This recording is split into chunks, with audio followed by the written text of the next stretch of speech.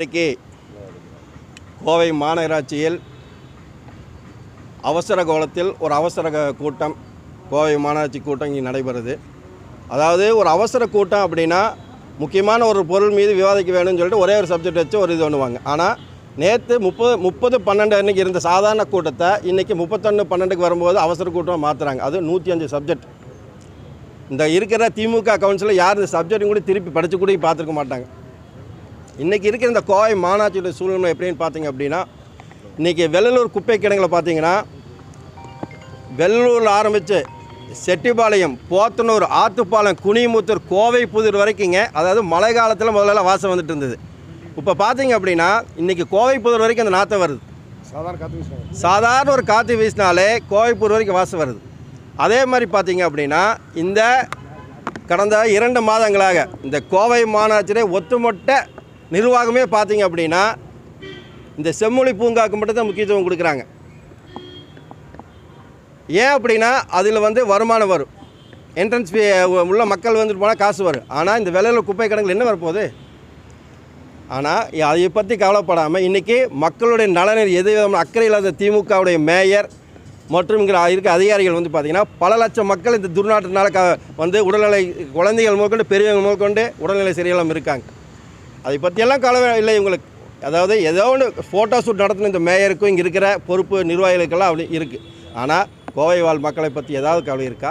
எந்த வித கவலையும் இல்லை. அதே மாதிரி பார்த்திங்கன்னா இந்த ஸ்மார்ட் சிட்டி திட்டங்கள், செம்மொழிக்கு இவ்வளோ முக்கியத்துவம் கொடுக்குற நீங்கள் இந்த ஸ்மார்ட் சிட்டி திட்டம் அவ்வளோ அழகாக பண்ணி வாக்கிங் ட்ராக்கோட மக்கள் பொழுவோக்கு அம்சமாக இருந்து காசெல்லாம் ஃப்ரீயாக போயிட்டு இருந்தாங்க. இன்றைக்கி அதையே எதுவும் கண்டுக்கிறது இல்லை. ஆகாய தாமரை முளைச்சி, செடி முளைச்சி, சமூக விரோத செயல் நடக்கிற இடமா இன்றைக்கி அத்தனை ஸ்மார்ட் சிட்டி குளங்களும் இருக்குது. அவ்வளோ கோடி செலவு பண்ணி அவ்வளோ இதாக அவ்வளோ இதாக நகரை அழகாப்படுத்தி இருந்தது அதிமுக ஆட்சி காலத்தில். வேண்டுமெனே திட்டத்தை முடக்கணும்னு சொல்லிவிட்டு அந்த ஸ்மார்ட் சிட்டி எல்லாம் வீண் பண்ணி இன்றைக்கி குப்பை மேடை காட்சி அளிக்குது.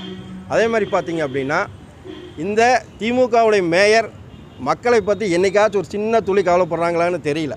இன்றைக்கி கோவை வாழ் மக்களை பார்த்திங்கன்னா இன்றைக்கி ஏதாவது ஒரு தொழில் தொடங்க கோவைக்கு வெளிநாட்டுக்காரங்க யாராவது வருவாங்கன்னு பார்த்தீங்கன்னா யாரும் ஒருத்தர் கூட எட்டி பார்க்க மாட்டேன். ஏன் இதை சொல்ல வரோம் அப்படின்னா, தொழில் நகரமான கோவையில் பார்த்தீங்கன்னா எங்கேயாச்சும் சாலை நல்லா இருக்கான்னு பாருங்கள்.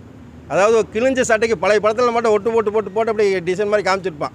அந்த இன்றைக்கி இருக்கிற அத்தனை கோவை மாநகராட்சி இருக்கிற அத்தனை சாலையிலும் பார்த்தா முக்கியமான சாலை எல்லாமே பார்த்தீங்கன்னா எல்லாம் ஒட்டு போட்டு வச்சுருப்பாங்க. எல்லாம் பேட்ச் இருக்கான். இப்படி இருக்கிற ஒரு சாலை பார்த்தாலே வெளிநாட்டிலேருந்து யாரும் இங்கே தொழில் தொடங்க கூட வரமாட்டேன். தொழில் நகரமான கோவையை இவங்க ஒரு குப்பை மேடை ஆக்கி வச்சுருக்காங்க. இந்த திமுக கடந்த 4.5 ஆண்டு காலத்தில் இந்த திமுகவுடைய ஆட்சியை கோவையை எப்படியெல்லாம் அதிமுக காலத்தில் எவ்வளோ சிறுமுக கோவை அழகான கோவை நகரமாக மாற்றி கொடுத்தோமோ இன்றைக்கி ஒரு குண்டு குழியுமான சாலை. இன்றைக்கி பார்த்திங்கன்னா வாகன ஓட்டிகள் கார் முதல் கொண்டு 2 வீலர் ஓட்டுற மட்டும் சின்ன பசங்க முதல் பெரியவங்க வயசான முதலுக்கு முதுகு வலியில் அவதிப்படுறாங்க. அதுக்கு காரணம் இந்த திமுகவுடைய நிர்வாக சீர்கேடு தான். ஒரு சாலையில் போக முடியாதுங்க. அத்தனை 2 வீலர் போகிறாங்க. அத்தனை பேருக்கு பார்த்தீங்கன்னா இன்றைக்கி பார்த்தீங்கன்னா பேக் பெயினோடு தான் சுற்றுறாங்க. இன்றைக்கி கோவை வாழ் மக்கள் முக்கால்வாசி பேர் இன்றைக்கி பேக் பெயினோடு சுற்றுறாங்க. அதுக்கு காரணம் முழுக்க இந்த திமுகவுடைய அரசு இந்த நிர்வாகம் தான் காரணம். ஏன் அப்படின்னா ஒரு ரோடு உருப்படியாக இல்லைங்க, எல்லாரோட குழி குண்டுமா இருக்குது. அதே மாதிரி பார்த்திங்கன்னா பேட்ச் ஒர்க் போடுறோம், பல 100 கோடி ரூபாய் செலவு பண்ணியிருக்காங்க ரோடு போடுறதுக்கு.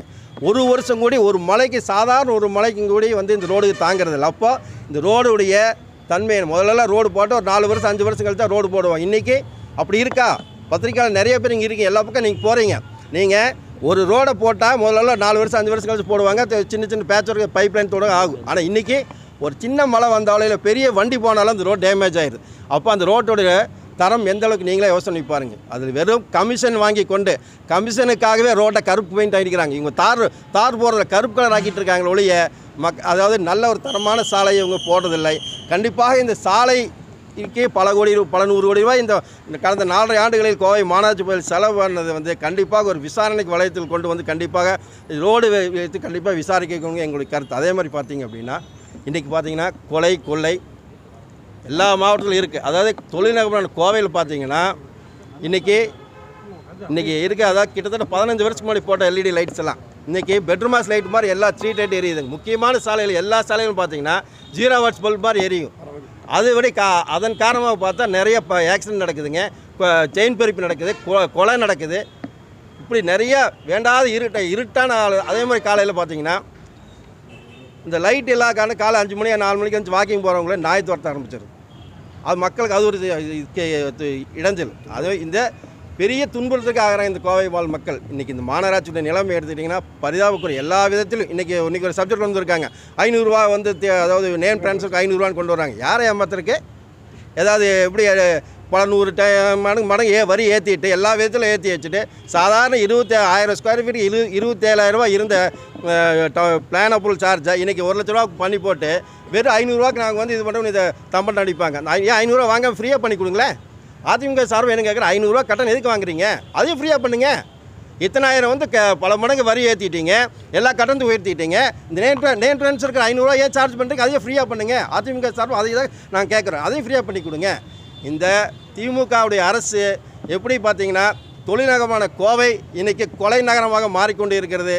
அந்த லட்சணத்தில் தான் வந்து இது திமுகவுடைய நிர்வாகம் இன்னைக்கு கோவையில் இருக்குது. அதனால் வந்து அனைத்து இந்திய அண்ணா திராவிட முன்னேற்ற கழகம் தொழில் நகரமான கோவை இந்த திமுக வந்து ஒரு சமூக விரோதத்துக்கு இடமான நகரமாக, மக்கள் வாழ முடியாத நகரமாக மாற்றிக்கொண்டு வருகிறது. அதை அனைத்து இந்திய அண்ணா திராவிட முன்னேற்ற கழகம் வன்மையாக கண்டிக்கிறோம்.